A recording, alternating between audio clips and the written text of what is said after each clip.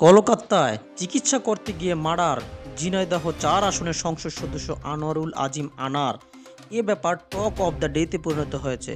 কোনো মতেই যেন খুলছে না জটলা। তবে ঝিনাইদহ ৪ আসনের সংসদ সদস্য আনোয়ারুল আজিম আনারের খুনের জন্য মূল পরিকল্পনাকারী আখতারুজ্জামান একজনকে ভাড়া করেছিলেন বলে জানিয়েছেন তদন্ত সংশ্লিষ্ট কর্মকর্তারা।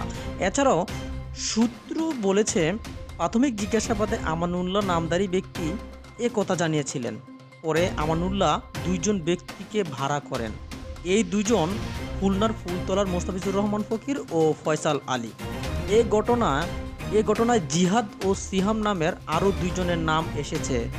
সিহাম এর মধ্যেই আইন শৃঙ্খলা রক্ষাকারী বাহিনীর হাতে ধরা পড়েছে বলে বিভিন্ন গণমাধ্যমের খবরে জানা গেছে। সংসদ সদস্য আনোয়ারুল আজিম আনারকে কলকাতা নিউ টাউনের যে ফ্ল্যাটে হত্যা করা হয়েছে সেখানে সবার আগে তারা উঠেছিলেন বলে তদন্ত সংশ্লিষ্ট সূত্রগুলো জানিয়েছে। ৩০শে এপ্রিল মূল হোতা আখতারুজ্জামান আমানুল্লাহ শিলাস্তি নামের এক নারীকে নিয়ে সেখানে যান, অর্থাৎ ওই ফ্ল্যাটে যান। তবে ঘটনার চক্কসে আখতারুজ্জামান 10 মে বাংলাদেশে চলে আসেন, অন্যরা ওই ফ্ল্যাটেই থেকে যান। খুনের পর 15 মে শিলাস্তি ও আমানুল্লাহ আকাশপথে ঢাকায় চলে আসেন। 17 মে ঢাকায় আসেন মোস্তাফিজুর, পরের দিন ফেরেন ফয়সালও। জিহাদের অবস্থান এখনও শনাক্ত করতে পারেনি পুলিশ। তদন্ত সংশ্লিষ্ট সূত্রগুলো বলেছে, স্বর্ণ চোরাচালানের আন্তর্দেশীয় চক্রের দ্বন্দ্বের জেরে পরিকল্পিতভাবে আনোয়ারুলকে ভারতে নিয়ে হত্যা করা হয়েছে বলে মনে করা হচ্ছে।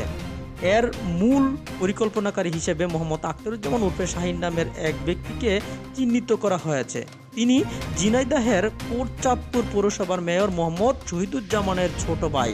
আখতারুজ্জামানকে গ্রেপ্তারের জন্য পুলিশ খুঁজছে। তবে সংশ্লিষ্ট একটি সূত্র জানিয়েছে, তিনি গত সোমবার ঢাকা থেকে একটি ফ্লাইটে দিল্লি হয়ে কাঠমান্ডু চলে গেছেন। গোয়েন্দা সূত্রগুলো থেকে জানা গেছে, সংসদ সদস্য আনোয়ারুল আজিম ও আখতারুজ্জামান উর্ফে শাহিনের বিরুদ্ধে স্বর্ণ চোরাচালান ও হুন্ডিসহ আন্তর্দেশীয় বিভিন্ন অবৈধ ব্যবসার তথ্য রয়েছে। দুজনের মধ্যে দ্বন্দ্বের জেরে এই হত্যাকাণ্ড সংঘটিত হয় বলে তদন্তকারীরা ধারণা করেছেন।